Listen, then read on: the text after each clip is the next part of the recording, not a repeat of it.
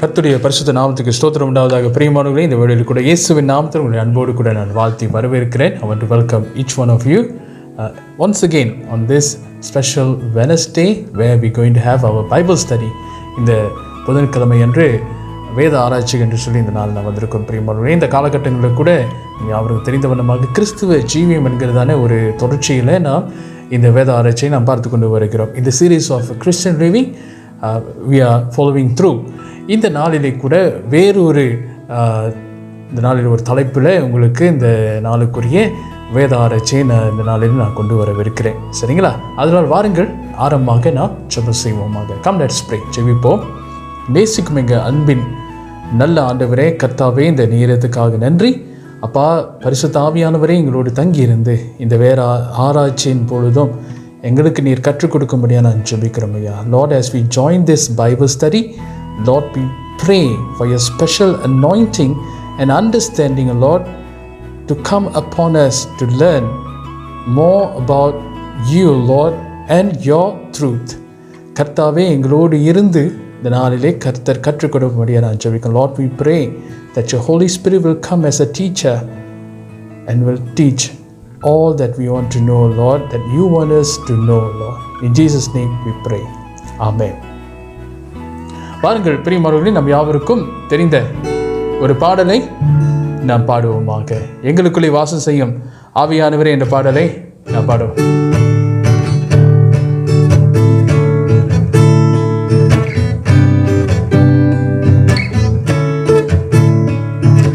எங்களுக்குள்ளே வாசம் செய்யும் ஆவியானவரே, என்னாலும் சித்தம் போல் நடத்தி செல்லும் ஐயா. எங்களுக்குள்ளே வாசம் செய்யும் ஆவியானவரே, என்னாலும் சித்தம் போல் நடத்தி செல்லும் ஐயா. ஆவியானவரே, ஆவியானவரே, பரிசுத்த ஆவியானவரே, ஆவியானவரே, ஆவியானவரே, பரிசுத்த ஆவியானவரே. எப்படி நான் ஜெபிக்க வேண்டும், எதற்காக ஜெபிக்க வேண்டும், கற்றுத்தாரும் ஆவியானவரே. எப்படி நான் ஜெபிக்க வேண்டும், எதற்காக ஜெபிக்க வேண்டும், கற்றுத்தாரும் ஆவியானவரே. வேத வசனம் புரிந்து கொண்டு விளக்கங்களை அறிந்திட வெளிச்சம் தாரும் ஆவியானவரே. வேத வசனம் புரிந்து கொண்டு விளக்கங்களை அறிந்திட கற்றுத்தாரும் ஆவியானவரே. ஆவியானவரே, ஆவியானவரே, பரிசுத்த ஆவியானவரே, ஆவியானவரே, ஆவியானவரே, பரிசுத்த ஆவியானவரே. கவலை கண்ணீர், கவலை கண்ணீர் மறக்கணும், கர்த்தரையே நோக்கணும், கற்றுத்தாரும் ஆவியானவரே. கவலை கண்ணீர் மறக்கணும், கர்த்தரையே நோக்கணும், கற்றுத்தாரும் ஆவியானவரே. செய்த நன்மை நினைக்கணும், நன்றியோடு துதிக்கணும், சொல்லித்தாரும் ஆவியானவரே.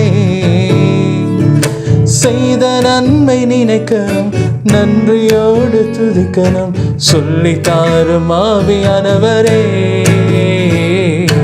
ஆவியானவரே, ஆவியானவரே, பரிசுத்த ஆவியானவரே, ஆவியானவரே, ஆவியானவரே, பரிசுத்த ஆவியானவரே. எங்களுக்குள்ளே எங்களுக்குள்ளே வாசம் செய்யும் ஆவியானவரே, இந்நாளிலும் சித்தம் போல் நடத்தி செல்லுமையா.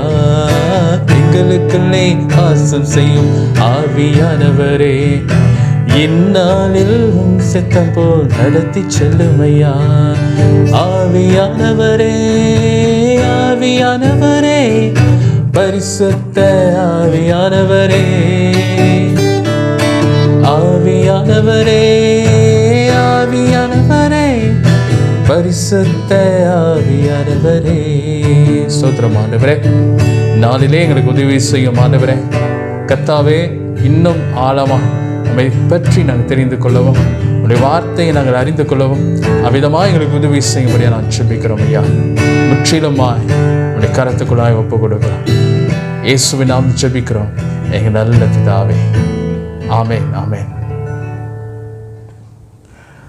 கர்த்தருக்கு ஸ்தோத்திரம் பிரியமானவர்களே. மீண்டுமாக உங்கள் யாவரையும் இந்த வேத ஆராய்ச்சிக்கு என்று சொல்லி வாழ்த்தி நான் அன்போடு கூட நான் வரவேற்கிறேன். Once again, I would like to welcome each one of you for this Bible study. இந்த நாளில் கூட பிரியமானவர்களே, கிறிஸ்துவ ஜீவியத்தை குறித்தான ஒரு தொடர்ச்சியில் நாம் இந்த நாளிலே இன்னொரு தலைப்பில் நாம் இந்த வேத ஆராய்ச்சியை நாம் பார்க்க போகிறோம். இந்த series of Christian living, we are going to look at a different title for today's Bible study.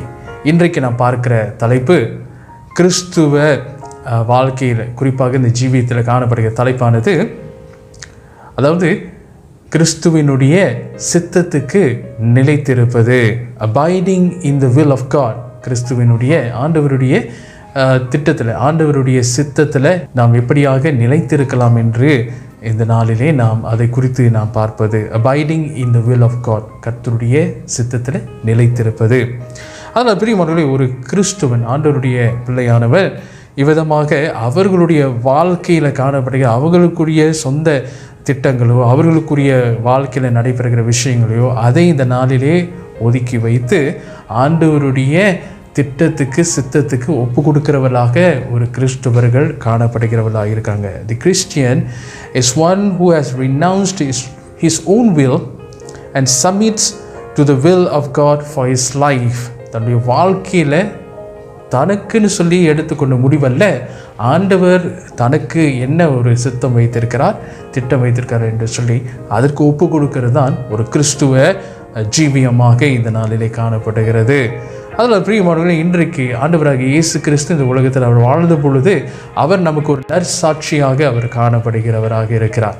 இந்த நாளில் பிரியமானவர்களே, life of Jesus Christ on earth is a perfect example of absolute conformity to the will of God. ஆண்டவருடைய சித்தத்துக்கு முழுமையாக ஒப்பு கொடுக்கப்பட்ட ஒரு வாழ்க்கையை ஆண்டவராக இயேசு கிறிஸ்து நமக்கு சான்றாக அவர் வாழ்ந்து காட்டி அவர் சென்றிருக்கிறார். பிரியமானவர்களே, இந்த வசனம் குறிப்பாக நீங்கள் எங்கே பார்க்கலாம் என்றால் யோவான் 17:4, John chapter 17 verse 4, I have glorified you on the earth, I have finished the work which you have given me to do. ஆண்டவராக இயேசு கிறிஸ்து இந்த வார்த்தையை சொல்லுகிறார். யோவான் 17:4 பூமியிலே நான் உம்மை மகிமைப்படுத்தினேன், நான் செய்யும்படி நீர் எனக்கு நியமித்த கிரியையை செய்து முடித்தேன் என்று சொல்லி இந்த நாளிலே ஆண்டவராக இயேசு கிறிஸ்து இந்த வார்த்தையை வைக்கிறத நம்ம கவனிக்கிறோம். தன்னுடைய பிதாவினுடைய சித்தத்துக்கு முழுமையாக தன்னை ஒப்பு கொடுத்தவராக இந்த உலகத்தில் அவர் வாழ்ந்தார் என்பதற்கு இந்த நாளிலே இதையெல்லாம் சாட்சியாக நமக்கு அவர் வைத்தவராக இருக்கிறார். இயேசு கிறிஸ்து மாத்திரமல்ல, இன்றைக்கு நம்முடைய வாழ்க்கையும் ஆண்டவருக்கு பிடித்தமான விதத்தில் அவருடைய சித்தத்துக்கு ஒப்பு கொடுத்து நாம் வாழ்வது அவருடைய விருப்பமாக இந்த நாளிலே காணப்படுகிறது. அதனால் பெரியமானவர்களே, it is our responsibility to learn from the Lord the plan for our lives. அதனால் நம்முடைய வாழ்க்கைக்கான திட்டம் என்ன, அவருடைய சித்தம் என்ன என்பதை நாம் ஆண்டவரிடத்திலிருந்து கேட்டு அறிந்து கொண்டு அது பிரகாரமாக வாழ்வது அது நம்முடைய கடமையாக இருக்குது. நம்ம மேல் விழுந்த ஒரு முக்கியமான ஒரு காரியமாக இந்த நாளிலே காணப்படுகிறது. அதனால் இந்த முக்கியமான விஷயத்தை நாம் தொடர்ந்து நாம் கவனிப்போமாக. God has a plan for every life. பிரியமானவர்களே, கர்த்தர் ஒவ்வொரு வாழ்க்கைக்கும் திட்டம் வைத்திருக்கிறார். இந்த ஒரு காரியத்தின் அடிப்படையில் நாம் சில வசனங்களை நாம் பார்ப்போமாக. God has a plan for every life. அதனால் கர்த்தர் ஒவ்வொரு வாழ்க்கைக்கும் திட்டம் வைத்திருக்கிறார் என்கிறதான அந்த தலைப்பில் தொடர்ந்து இந்த நாளிலே நாம் இந்த தொடர்ச்சியை நாம் பார்ப்போமாக. முதலாவதாக, we are freed from sin to do his will. அவர் சித்தத்தை நிறைவேற்ற பாவத்திலிருந்து விடுதலையாக்கப்பட்டோம். அதனால் பிரியமானவர்களே, பாவம் என்பது நம்மை அடிமைப்படுத்துகிற ஒரு விஷயமாக இருக்கிறது. We used to be slave to sin, but we have been freed because to do his will, அவருடைய சித்தத்தை செய்யும்படியாகவே இந்த நாளிலே நாம் விடுதலையாக்கப்பட்டோம். 1 பேதுரு 4 அதிகாரம் வசனம் 1-2. 1 Peter chapter 4 verse 1 and 2. Therefore, since Christ suffered for us in the flesh, arm yourselves also with the same mind, for he who has suffered in the flesh has ceased from sin, that he no longer should live the rest of his time in the flesh for lust of men, but for the will of God. பிரியமானவர்களே, பாவத்திலிருந்து விடுதலையாக்கப்பட்டவர், those who have been freed from sin, the verse says that he no longer should live the rest of his time in the flesh for the lust of men, but for the will of God. அதனால் இதை தமிழில் நான் வாசிக்கிறேன். 1 பேதுரு 4 வசனம் 2 குறிப்பாக நான் வாசிக்கிறேன். ஏனென்றால் மாம்சத்தில் பாடுபடுகிறவன் இனி மாம்சத்தில் இருக்கும் காலம் வரைக்கும் மனுஷருடைய இச்சையின்படி பிழைக்காமல் தேவனுடைய சித்தத்தின்படி பிழைக்கத்தக்கதாக பாவங்களை விட்டோய்ந்திருப்பான். அதனால் இன்றைக்கு நாம் பாவத்திலிருந்து விடுதலையாக்கப்பட்டிருக்கிறோம் என்றால் கர்த்தருடைய சித்தத்தை செய்யும்படியாகவே, to do the will of God, ஆண்டவருடைய சித்தத்தை செய்யும்படியாகவே பாவத்திலிருந்து விடுதலையாக்கப்பட்டிருக்கிறோம். அடுத்ததாக நாம் பார்க்கும் பொழுது 2வது காரியம், we are his workmanship, நாம் அவருடைய செய்கையாக இருக்கிறோம் என்கிறதான 2வது காரியம் நாம் பார்க்கிறோம். பிரியமானவர்களே, ஆண்டவருடைய வாழ்க்கையின் திட்டம் என்ன என்று சொல்லி நாம் பார்க்கும் பொழுது, what are the plan that God has for our life? We are his workmanship, நாம் அவருடைய செய்கையாக இருக்கிறோம். எபேசியர் 2:10, ஏனெனில் நற்கிரியையை செய்கிறதற்கு நாம் கிறிஸ்து இயேசுவுக்குள் சிருஷ்டிக்கப்பட்டு தேவனுடைய செய்கையாக இருக்கிறோம், அவைகளில் நாம் நடக்கும்படி அவர் முன்னதாக அவைகளை ஆயத்தம் பண்ணியிருக்கிறார். In English, Ephesians chapter 2 verse 10, for we are his workmanship, created in Christ Jesus for good works, which God prepared beforehand that we should walk in them. ஆண்டவருடைய நற்கிரியைகளை செய்யும்படியாகவே நாம் அவருடைய கிரியைகளாக இருக்கிறோம். We have been created in Christ Jesus for good works. அதனால் நாம் அவருடைய செய்கையாக இருக்கிறோம். We are his workmanship. 3வதாக பார்க்கிற ஒரு காரியம் என்னவென்றால், God wants us to know his will. அவருடைய சித்தத்தை தெரிந்து கொள்ள கர்த்தர் விரும்புகிறவராக இருக்கிறார். அவருடைய சித்தத்தை தெரிந்து கொள்ள கர்த்தர் விரும்புகிறவரார். God wants us to know his will. அப்போஸ்தலருடைய நடபடிகள் 22:14, Acts of Apostle chapter 22 verse 14, then he said, the God of our fathers has chosen you that you should know his will and see the just one and hear the voice of his mouth. தமிழில் வாசிக்கிறேன். அப்போஸ்தலர் 22:14. அப்பொழுது அவன், நம்முடைய முன்னோர்களின் தேவனுடைய திருவுளத்தை நீர் அறியவும் நீதிபரரை தரிசிக்கவும் அவருடைய திருவாய்மொழியை கேட்கவும் அவர் உன்னை முன்னமே தெரிந்து கொண்டார். God wants us to know his will. That is why we have been chosen. நாம் தெரிந்து கொள்ளப்பட்டது ஆண்டவருடைய சித்தத்தை தெரிந்து கொள்வதற்காக, அவருடைய திருவுளத்தை நாம் அறிந்து கொள்வதற்காகவே அவர் நம்ம தெரிந்து கொண்டார் என்று சொல்லி நம்ம பார்க்கிறோம். Thirdly, we have seen that God wants us to know his will. 4வதாக, fourthly, David delighted God's heart by doing his will. பிரியமானவர்களே, ஆண்டவருடைய இருதயத்துக்கு ஏற்றவன், a man after God's heart, David was named and known for that special title. பிரியமானவர்களே, இந்த நாளிலே தாவீது என் இருதயத்துக்கு ஏற்றவன் என்று சொல்லி பெயர் பெற்றவனாக இருக்கிறான். ஆண்டவருடைய இருதயத்தை எவ்விதமாக இந்த நாளிலே அவருடைய சித்தத்தை செய்து அவன் ஆண்டவரை பிரியப்படுத்தினான் என்று சொல்லி இந்த நாளில் நாம் பார்க்கிறோம். இதையும் நாம் பார்க்கலாம். பிரியமானவர்களே, சங்கீதம் 40:8, என் தேவனே, உமக்கு பிரியமானதை செய்ய விரும்புகிறேன், உமது நியாய பிரமாணம் என் உள்ளத்திற்குள் இருக்கிறது என்று சொன்னேன். Psalms 40:8, I delight to do your will, O my God, and your law is within my heart. பிரியமானவர்களே, அவருடைய சித்தத்தை செய்வதன் மூலமாக தாவீது ஆண்டவருடைய இருதயத்துக்கு பிரியமானதை செய்தான் என்று சொல்லி நான் பார்க்கிறோம். தாவீது கர்த்தருடைய சித்தத்தை செய்து அவருடைய இருதயத்தை பிரியப்படுத்தினார். 5வதாக, God's plan is very personal and detailed. பிரியமானவர்களே, கர்த்தருடைய திட்டம் தனிப்பட்டதாகவும் மற்றும் தெளிவானதாகவும் இருக்கிறது. Very personal and detailed. பார்ப்போமாக. In Psalms 32 verse 8, I will instruct you and teach you in the way you should go. I will guide you with my eye. சங்கீதம் 32 வசனம் 8, நான் உனக்கு போதித்து நீ நடக்க வேண்டிய வழியை உனக்கு காட்டுவேன், உன்மேல் என் கண்ணை வைத்து உனக்கு ஆலோசனை சொல்லுவேன் அப்படி என்று சொல்லி நான் பார்க்குறோம். So indeed God's plan, His will is very personal and detailed. பிரியமானவர்களே, ஆண்டவருடைய சித்தம், அவருடைய திட்டமானது இந்த நாளிலே தனிப்பட்டதாகவும் மற்றும் தெளிவானதாகவும் இருக்கிறது. ஆண்டவருடைய சித்தத்துக்கு நாம் ஒப்பு கொடுக்கும் பொழுது எதுவும் இந்த நாளிலே நமக்கு சரியாக தெரியல, குழப்பமாக இருக்கிறது. There is no doubt when we commit ourselves to the will of God, certainly there is no way we can say that I am confused, I don't know what is happening. யாருமே அந்த வார்த்தையை சொல்ல முடியாது. பிரியமானவர்களே, ஆண்டவருடைய சித்தத்துக்கு ஒப்பு கொடுக்காமல் நம்முடைய வழியில் நாம் தொடர்ந்து போகும் பொழுது தான் இந்த பிரச்சனை வருகிறதாக இருக்கிறது. And sixthly, ஆறாவது விஷயம் நாம் பார்க்கிற ஒரு காரியம் என்னவென்றால், we have to inquire His plan for us. அவர் நமக்கு வைத்திருக்கிற, நம்முடைய வாழ்க்கைக்கு வைத்திருக்கிற திட்டத்தை நாம் கேட்டு அறிந்து கொள்ள வேண்டும்.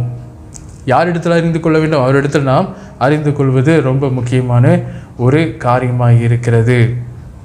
இந்த வசனத்தை நான் வாசிப்போமாக. Psalms 143 verse 8, சங்கீதம் 143 வசனம் 8, அதிகாலையில் உமது கிருபையை கேட்க பண்ணும், உம்மை நம்பி இருக்கிறேன், நான் நடக்க வேண்டிய வழியை எனக்கு காண்பியும், உம்மிடத்தில் என் ஆத்துமாவை உயர்த்துகிறேன். அவர் சொல்கிறார்ல, நான் நடக்க வேண்டிய வழியை எனக்கு காண்பியும். Cause me to hear your loving kindness in the morning, for in you do I trust. Cause me to know the way in which I should walk, for I lift up my soul to you. Psalmist is asking God to know the way that he should walk. பிரியமானவர்களே, இந்த சங்கீதக்காரன் தான் நடக்க வேண்டிய பாதையை ஆண்டவரிடத்தில் அவன் கேட்கிறத நாம் கவனிக்கிறோம். பிரியமானவர்களே, 6 விஷயத்தை இந்த இடத்துல நான் பார்த்தோம். ஆண்டவர் ஒவ்வொருடைய வாழ்க்கைக்கும் அவர் ஒரு முக்கியமான திட்டத்தை அவர் வைத்தவராக இந்த இடத்துல இருக்கிறார். பிரியமானவர்களே, அடுத்ததாக the importance of abiding in His will. சித்தத்தில், அவருடைய சித்தத்தில் நிலைத்திருப்பதின் முக்கியத்துவம் என்ன அப்படி சொல்லி இந்த வேளை நாம் பார்க்க போகிறோம். இதில் பிரியமானவர்களே, ஒரு 5 காரியத்தை நாம் பார்க்க போகிறோம். the importance of abiding in His will, அவருடைய சித்தத்தில் நிலைத்திருப்பதினுடைய முக்கியத்துவம் என்ன என்று சொல்லி நாம் பார்க்க போகிறோம். Firstly, it is a great honor and privilege to do His will. அவருடைய சித்தத்தை நிறைவேற்றுவது மிகப்பெரிய ஸ்லாக்கியம் மற்றும் கனத்துக்குரியதாக இருக்கிறது. It is a great honor and privilege to do His will. மத்தேயு 12ஆம் அதிகாரம் 50வது வசனம், Matthew chapter 12 verse 15, for whoever does the will of my Father in heaven is my brother and sister and mother.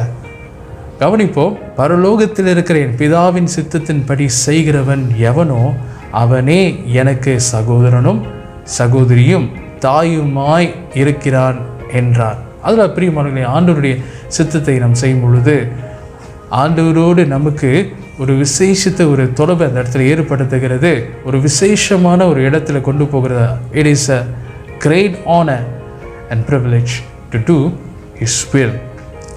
இரண்டாவதாக பார்க்கிற ஒரு காரியம் என்னவென்றால், கர்த்தருடைய சித்தத்தில் நிலைத்திருப்பதன் முக்கியத்துவம் என்னவென்றால், God wants us to do His will and not just profess His name. பிரியமானவர்களே, கர்த்தர் அவருடைய நாமத்தை உச்சரிப்பது மட்டுமல்ல, அவருடைய சித்தத்தை செய்யவும் அவர் விரும்புகிறவராக இருக்கிறார். அவர் சித்தத்தை செய்யணும், வார்த்தையை மட்டும் சொல்லக்கூடாது, அவருடைய சித்தத்தை செய்வது தான் அவர் விரும்புகிறவராக இருக்கிறார். Not in matter of professing His name, but in doing His will. நாம் அதை செய்வது, அதுதான் இந்த நாளிலே முக்கியமானதாக அந்த இடத்துல இருக்கிறது. Matthew chapter 7 verse 21, மத்தேயு 7:21 பரலோகத்தில் இருக்கிற என் பிதாவின் சித்தத்தின்படி செய்கிறவனே பரலோக ராஜ்யத்தில் பிரவேசிப்பானே அல்லாமல் என்னை நோக்கி கர்த்தாவே கர்த்தாவே என்று சொல்லுகிறவன் அதில் பிரவேசிப்பதில் இல்லை. Not everyone who says to me, Lord, Lord, shall enter the kingdom of heaven, but he who does the will of my Father in heaven. பிரியமானவர்களே, இந்த ஆண்டவருடைய சித்தத்தின்படி செய்கிறவர்களே இந்த நாளிலே பரலோக ராஜ்யத்தில் பிரவேசிப்பார்கள் என்று சொல்லி இந்த வார்த்தை வருகிறது. அதனால் ஏன் இந்த அவருடைய சித்தத்தை நிலைத்திருக்க வேண்டும் என்றால், இந்த நாளில் பிரியமானவர்களே, அவருடைய சித்தத்தை நாம் செய்வதன் மூலமாக பரலோகத்துக்கு நாம் இந்த நாளிலே போகிறவர்களாக அந்த இடத்துல நாம் காணப்படுகிறோம். இரண்டாவது காரியத்தை பார்த்து மூன்றாவதாக, thirdly, Jesus did the will of the Father. பிரியமானவர்களே, இயேசு தம்முடைய பிதாவின் சித்தத்தை செய்தார் என்று சொல்லி இந்த நாளில் பார்க்கிறோம். பிரியமானவர்களே, சிலுவையில் 7 ஆக இறுதியான வார்த்தை அவர் சொன்னார். சரிங்களா? we can remember this, the 7 words on the cross. அந்த 7 வார்த்தையில் முக்கியமான ஒரு வார்த்தை என்பது it is finished, எல்லாம் முடிந்தது என்று சொல்லும் பொழுது அவருடைய சித்தத்தை அவர் செய்து முடித்தார் என்று சொல்லி ஒரு காரியத்தை அந்த இடத்துல நாம் பார்க்கிறோம். அதனால் யோவான் 5:30, John chapter 5 verse 13, I can of myself do nothing, as I hear I judge, and my judgment is righteous, because I do not seek my own will, but the will of the Father who sent me. நான் என் சுயமாய் ஒன்றும் செய்கிறதில்லை, நான் கேட்கிறபடியே நியாயம் தீர்க்கிறேன். எனக்கு சித்தமானதை நான் தேடாமல் என்னை அனுப்பின பிதாவுக்கு சித்தமானதையே நான் தேடுகிறபடியால் என் தீர்ப்பு நீதியாயிருக்கிறது. அதனால் பிரியமானவர்களே, இந்த நாளிலே அவர் சொல்லுகிற ஒரு காரியம் என்னவென்றால், பிதாவினுடைய சித்தத்துக்கு தன்னை ஒப்பு கொடுத்ததுனால அவர் செய்கிற எல்லா விஷயமும் சரியானதாக அமைந்தது என்று சொல்லி இந்த நாளிலே நாம் பார்க்கிறோம். So God's will is perfect for all of us. இந்த நாளில் அவருடைய சித்தத்தை செய்கிற ஒரு காரியம், அவருடைய சித்தம் நம்முடைய வாழ்க்கைக்கு இந்த நாளிலே முழுமையை கொடுக்கிறதாக இந்த இடத்துல காணப்படுகிறது. Jesus did the will of the Father. யாரை நோக்கி நாம் பார்க்கிறோம்? To whom that we are looking upon to Jesus. He is a classic example that he did the will of the Father. பிரியமானவர்களே, இந்த காலகட்டத்தில் நாம் பார்க்கிற ஒரு காரியம் என்னவென்றால், யாரை நோக்கி நாம் பார்க்கிறோம்? ஆண்டவராகிய இயேசு கிறிஸ்து. ஆண்டவராகிய இயேசு கிறிஸ்து தம்முடைய பிதாவினுடைய சித்தத்தை அவர் செய்து முடித்தார் என்றால், நாமும் அவரை இந்த நாளில் பின்பற்றி போகிறவர்களாக, அவர் சிஷ்யர்களாக இருக்கும் பொழுது நாமும் அவரை போல ஆண்டவருடைய சித்தத்தை நாம் செய்து முடிக்கிறவர்களாக காணப்பட வேண்டும். Fourthly, நான்காவது காரியம், living wisely means doing the will of God. பிரியமானவர்களே, கர்த்தருடைய சித்தத்தை செய்வது ஞானமாய் வாழ்க்கையை வாழ்வதற்கான அர்த்தம். Living wisely means doing the will of God. இந்த வார்த்தையை நாம் பார்ப்போமாக. Let us look at this verse, Ephesians chapter 5 verse 15 till 17. எபேசியர் 5:15-17 வரையில் நாம் பார்க்கும் பொழுது, ஆனபடியினாலே நீங்கள் ஞானமற்றவர்களைப் போல நடவாமல் ஞானமுள்ளவர்களைப் போல கவனமாய் நடந்து கொள்ள பார்த்து, நாட்கள் பொல்லாதவைகளானதால் காலத்தை பிரயோஜனப்படுத்தி கொள்ளுங்கள். ஆகையால் நீங்கள் மதியற்றவர்களாயிராமல் கர்த்தருடைய சித்தம் இன்னதென்று உணர்ந்து கொள்ளுங்கள். See then that you walk circumspectly, not as fools but as wise, redeeming the time, because the days are evil. Therefore do not be unwise, but understand the will of the Lord is. அதனால் பிரியமானவர்களே, ஆண்டவருடைய சித்தத்தின்படியாக நம்முடைய வாழ்க்கையை நடத்துவது என்பது நாம் ஞானமாய் நம்முடைய வாழ்க்கையை நடத்தி கொண்டு போகிறோம் என்று அர்த்தம் என்று சொல்லி இதை நான் பார்க்கிறோம். Living wisely means doing the will of God. அடுத்ததாக இந்த பகுதியில் நாம் பார்க்கிறோம் பிரியமானவர்களே, the importance of abiding in His will. Fifthly, that we are going to look at is, we are not capable of planning our own lives.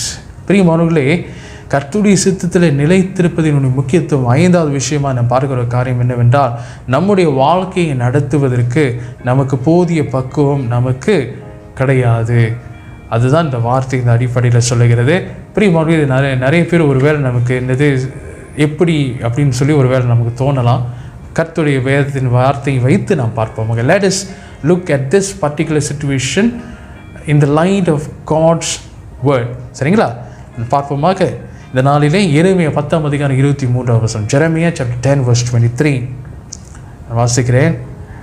கர்த்தாவே, மனுஷனுடைய வழி அவனாலே ஆகிறதல்லவென்றும் தன் நடைகளை நடத்துவது நடக்கிறவனாலே ஆகிறதல்லவென்றும் அறிவேன். O Lord, I know the way of man is not in himself. It is not in man who walks to direct his own steps. இந்த எரேமியா புஸ்தகத்தில் தானே நம்ம பார்க்குறோம். சரிங்க, அந்த நாளிலே ஐ நோ த பிளான்ஸ் சொல்கிறார்ல. பிரியமானவர்களே, உம்முடைய வாழ்க்கைக்கான என்னுடைய திட்டங்கள் என்னென்னு சொல்லி நன்றாக அறிவார். டு பிளான்ஸ் டு ப்ராஸ்பர் என்று சொல்லி வருகிறார். சரிங்களா? அதாவது சமாதானத்துக்கு ஏற்ற முடிவுகளை கொடுக்கும்படியாகவே அவர் நம்ம வாழ்க்கைக்கு சித்தத்தை கொடுக்கிறவராக இருக்கிறார். அதில் பிரியமானவர்களே, இந்த குறிப்பிட்ட காரியத்தை பார்க்கும் பொழுது நம்முடைய அனுபவங்கள் நமக்கு இருக்கிற இந்த உலகத்தின் அடிப்படையில் வைத்து தான் சில விஷயங்கள் நாம் பார்க்கிறோம். அதனால் நம்முடைய மெய்யாகவே பார்க்குற ஒரு காரியம் என்னவென்றால், இந்த உலகம் அல்ல, ஆண்டவருடைய சமூகத்துக்கு நாம் போகிறதுக்கு இந்த உலகத்தில் நாம் வாழுகிற இந்த வாழ்க்கை ஒரு தற்காலிகமான ஒரு வாழ்க்கை. This is the worldly life is a temporary arrangement preparing us to go to heaven. அதில் பிரியமானவர்களே, அந்த பரலோகத்துக்கு போகிறதுக்கு இந்த நாளிலே இந்த உலகத்தில் ஆண்டவருடைய சித்தத்தை நாம் செய்வது ரொம்ப முக்கியமான ஒரு காரியமாக இருக்கிறது. In order to go to heaven, we must abide ourselves to the will of God. இதுதான் பிரியமானவர்களே நம்ம ஆயத்தப்படுத்துகிற ஒரு தலமாக இருக்கிறது. So worldly life, living on this earth, is time for us to prepare to enter into God's kingdom. அதனால் இந்த ஒரு குறிப்பிட்ட வாழ்க்கையில் ஆண்டவருடைய சித்தத்தை நாம் நிச்சயமாகவே செய்து ஆண்டவரை நாம் மகிமைப்படுத்துவோமாக, அவரை நாம் பிரியப்படுத்துவோமாக. அதனால் பிரியமானவர்களே, இது முதலாவது பகுதி. அடுத்த வருகிற வாரத்தில் இந்த நாளிலே கர்த்தருடைய சித்தத்தை நிலைத்திருப்பதான இந்த விஷயங்களை நாம் வருகிற வாரத்தில் நாம் இன்னும் தொடர்ச்சியாக நாம் பார்க்கவிருக்கிறோம். This is the conclusion of part 1. Definitely we're going to look at second part of this topic. இந்த குறிப்பிட்ட தலைப்பில் அடுத்த பகுதியை நாம் பார்க்கவிருக்கிறோம். கர்த்தர் தாமே உங்களை ஆசீர்வதிப்பாராக. வாருங்கள், கண்களை மூடி நம் தேவனை நோக்கி நாம் பார்ப்போமாக. Let's pray. ஜெபிப்போம். நேசிக்கும் மிக நல்ல ஆண்டவரே, கர்த்தாவே, இந்த அருமையான நாளிலே கூட உம்முடைய சித்தத்தில் நிலைத்திருப்பதை குறித்து ஆண்டவரே நீர் கொடுத்த இந்த கிருபைக்காக, இந்த வார்த்தைக்காக நன்றி செலுத்துகிறோம். Lord, we want to thank you for timely reminder that we need to abide ourselves in your will, Lord, as how Jesus did. Lord, help us, Lord, to do the same. இந்த நாளிலே ஆண்டவரே, அவரை போல நாங்கள் பின்பற்றுவதற்கு கர்த்தாவே எங்களுக்கும் நீர் உதவி செய்யும்படி நான் ஜெபிக்கிறோம். தொடர்ந்து இந்த வார்த்தையின் மூலமாக எங்களோடு பேசும். எல்லாவற்றுக்காக நன்றி. இயேசுவின் நாமத்தில் ஜெபிக்கிறேன் எங்கள் நல்ல பிதாவே. ஆமென். பாருங்கள், நம் யாவரும் சேர்ந்து சொல்லுவோமாக. என் ஆத்துமாவே கர்த்தரை ஸ்தோத்திரி, என் முழுமே அவர் பரிசுத்த நாமத்தை ஸ்தோத்திரி. என் ஆத்துமாவே கர்த்தரை ஸ்தோத்திரி, கர்த்தர் செய்த சகல உபகாரங்களையும் மறவாதே. ஆமென்.